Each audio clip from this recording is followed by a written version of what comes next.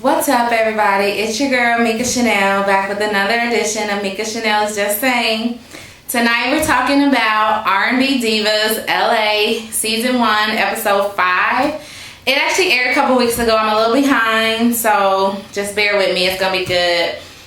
So first, let's just get into it. We start the episode off with Lil Mo and her husband slash musical director or whatever, and they're in their apartment and he's at the piano, and they're just going over songs for her monologue that she's, for the Not Your Mama monologues that we've been talking about all season. We're on episode 5 now, and they still haven't figured it out. So her and her husband were just going over songs, and she was like, this is the song, this is the song. It had like a nice beat and the little words that she was coming up with. I was like, okay, I might like that. And she's like, I don't want a song that's gonna sound too old. I don't want anything that's like reintroducing me. Everybody knows who I am. I just want a song that's gonna represent where I am in my life now or whatever. So I did really like the song, and she said something hilarious. She was just like, because there's like a lot of people that we consider to be legends, and she was like, she sing better than at least 12 or 13 of them. I thought that was hilarious. The whole scene was just real funny. She just real hype. You could tell she just really wanted to get this monologue done, because that's the reason why she moved to LA, was to be on the show and to do whatever the idea was that Kelly had, in mind, because Kelly's the one that brought all the ladies together. So anyways, yeah, so we move on from that, and we go, next scene we see Dawn, and she's going to see an infertility specialist.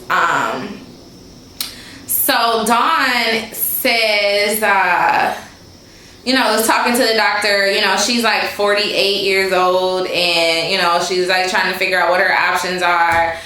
And the doctor is like, basically as you get older, you start losing your eggs. And she was like, and he was like, you lose most of your good eggs in the beginning. So it's kind of like the eggs are kind of rotting right now, the ones that are left. And she's like, oh my God, I have rotten eggs. And I'm like, what kind of doctor would say that? That is so mean. Who to a doctor tells a woman she has rotten eggs? It's kind of funny, but if it was me at the doctor's office, I would have been pissed off if my doctor had said anything like that to me.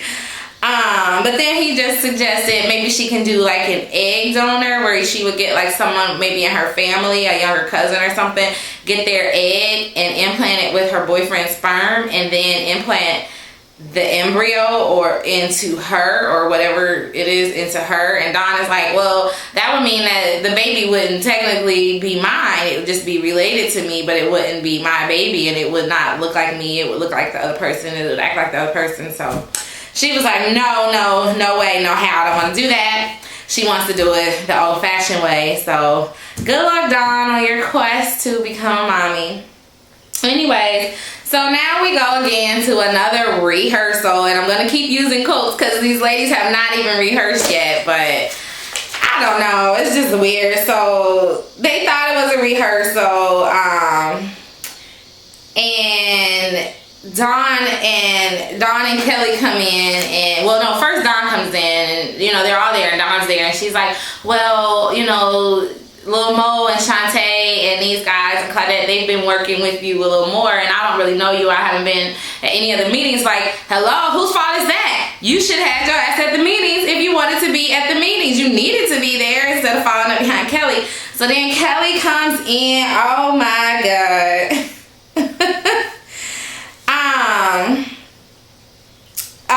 She was just like, first of all, well, wait a minute. Before Kelly comes in, they were just saying, well, Dawn, you don't really know. Well, no, or was I thinking this in my head as I'm watching it? I'm thinking like, Dawn, you don't really know Kelly's director either. So what difference does it make?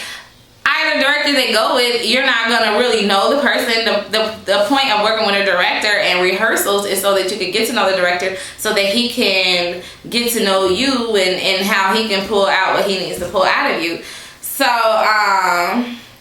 So anyway, so Kelly, comes in, she's sitting there, she's texting on her phone most of the night, most of the time. The guy's like trying to conduct the rehearsal, and then he says something like, I'm gonna need to pull, get it out of you, so that's why we're doing these rehearsals. And then Kelly just jumped up and she's like, well, that would mean that you were the director. And she never looks at him in the face. She said on her phone, well, that would mean you were the director. And then back down at her phone, just disrespectful all the way around. Her whole disposition was just so disrespectful.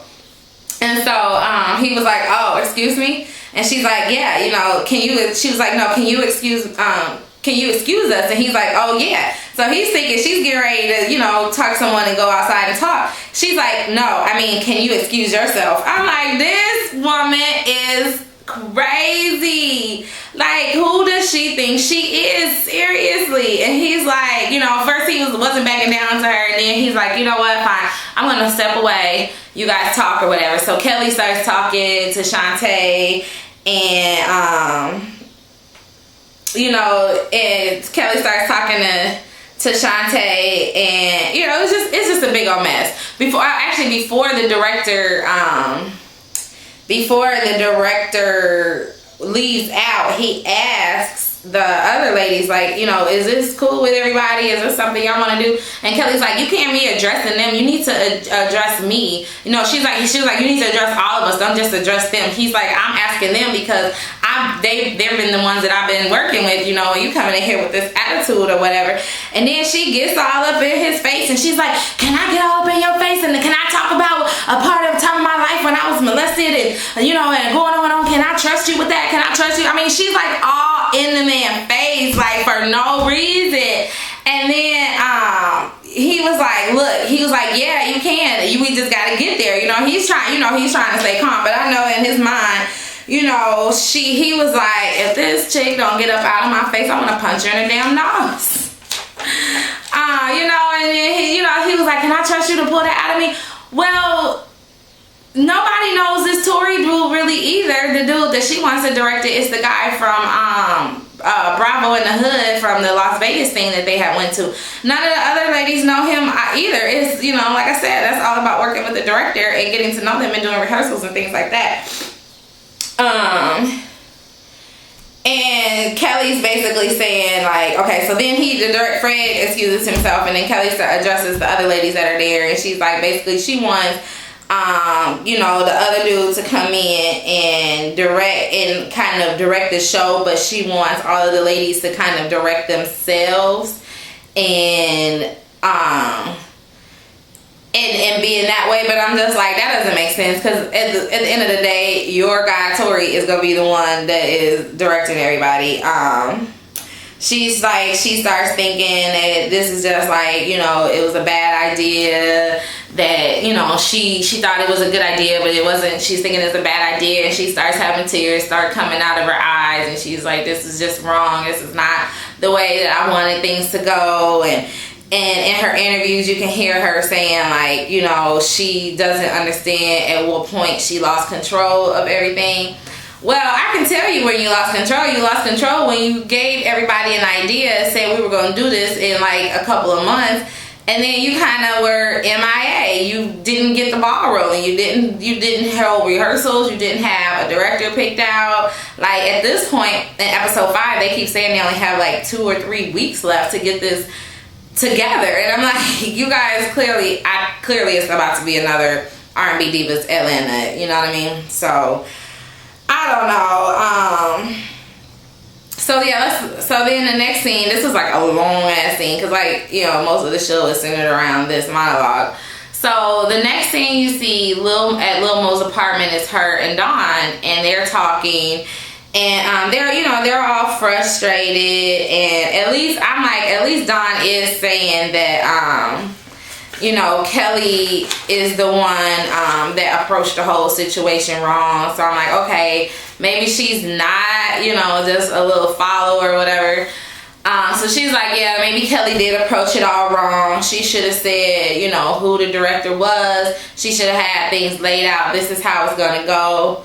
And Lil Mo was like, shoot, if we can't get this together, we might as well just go on and do a concert. Like, she was like, I know we would get people to come, for that. Because she's like, I brought my family out here. I'm thinking about moving out here permanently. I'm trying to make some moves. And the reason that she's there is because of the show. So it was like, you know, and they were like, they only have 3 weeks to do this and get it together. I don't know. So this is the thing. So that scene ends, and then we go back to another rehearsal, and basically they're at this rehearsal, and again Kelly gets in the director's face. He excuses himself once again, and then she starts talking to Shantae, and we're saying, she's telling Shantae like, well, if we can't all agree, then nothing is gonna happen. And she was like, so what I'm gonna do is I'm gonna assume the position, this is Kelly, she's like, I'm gonna assume the position of the leader, and because things get out of control when there's two heads leading. Basically she was referring to Shantae Moore, you know, and so Shantae's like looking at her, you know, she's like, you know, you're tripping, you're just really out of line right now, the way that you're acting. And she's like, well, Shantae, you're the one that said that you were going to do it, like, you know, that you didn't need the rest of us, you could do it by yourself. And Shantae's like, oh yeah, I can definitely do it by myself. And then Kelly's like, oh, okay, well, let me know where I can buy a ticket. What? The look on Shantae Moore's face when she said that was priceless when she said that. But I mean, come on, Kelly, you're just being way too aggressive, and you're just way out of line. You need to pull it back in, get your ego in check, and see that the other ladies are at least trying to get your idea to come to fruition, to come, you know what I'm saying, they're trying to get these monologues together or whatever. So then you hear Lil Mo in her interview saying something about she just hopes it ends amicably or something. I don't even know how she says it, but I'm like, I wish she would just stop saying the word, because she's not saying it right. It's amicable, okay? Not amicably. Amicable or whatever she said. Hilarious. It's like the third time I've heard her say it, and it's driving me insane. I'm like, please somebody tell her that is not how you say it. She sounds crazy. Anyway, so back to the little thing between Shantae and Kelly, and basically Kelly is saying that Shantae is going behind her back, talking, you know, saying things that she shouldn't be saying, you know, behind her back. And Shantae's like, there's nothing that I've ever said behind your back that I haven't said to you or whatever. And she's like, you're the one that's acting crazy, getting all up in the director Fred's face or whatever. And Kelly's like, I wasn't getting in his face. That was a dramatic moment. I'm like, really, Kelly? That was not a dramatic moment. Were you acting right there? No, you were not acting. Your emotions were coming out because you're getting frustrated because you had an idea. You dropped the ball on it. The other ladies want to keep it rolling. They kind of pushed you out of the leadership role, and you don't like it. That's all it was. That was not any acting. That was your true emotions coming out. So Shantae's like, you know, she tells Shantae she's being combative and all of this. Shantae's like, I'm not being combative, you know, but at the same time, I'm not going to let you punk me or whatever. So that's how that scene ended.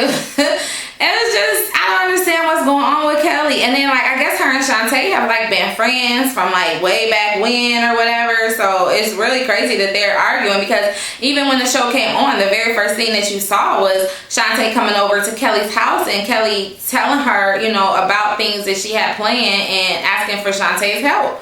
So it's just really strange that they've gotten to this point in episode 5. But let's move on. Dawn and her boyfriend are at Dawn's house. This is why Dawn couldn't make the rehearsal, because she had to talk to her boyfriend about, you know, their fertility options. And they're basically saying, you know, like, she's 47, I think he's like 49 or something, basically saying they're gonna have a baby regardless. They both want to try. So that's really good that they both want to try to have a baby regardless. So yeah, then they end up, you know, they were just discussing it. They were talking about, you know, maybe they could adopt or whatever. So I don't know, we'll see what goes on that. And then we end the episode with Lil Mo and her husband, they actually meet with the director, Fred, for like dinner or whatever. You know, they were just talking about how Lil Mo was just saying like how the rehearsals have just, the non-rehearsals have just been crazy, and you know, everybody needs to make up their mind basically is what's happening. And Lil Mo's like, I want you to direct me, you know, I'ma still roll with you. I've been rolling with you all this time, even though we haven't really gotten too far. So that's kind of how the show ended. We'll see how, you know, we'll see what happens in episode 6. I saw the previews, and I guess like Kelly has a birthday party or something, and Shantae was like, first she wasn't gonna go, and then Shantae comes, and Kelly's like, ugh, why is she here, you know? So there you have it. Here comes the drama. Here comes the silly bickering and drama. But that's why we watch reality TV. We knew there was gonna be some kind of drama. These ladies weren't gonna be like kumbaya in it for the whole season. So let's see what happens in episode 6. Until then, stay real, stay safe, and stay tuned to Mika Chanel is just saying bye-bye.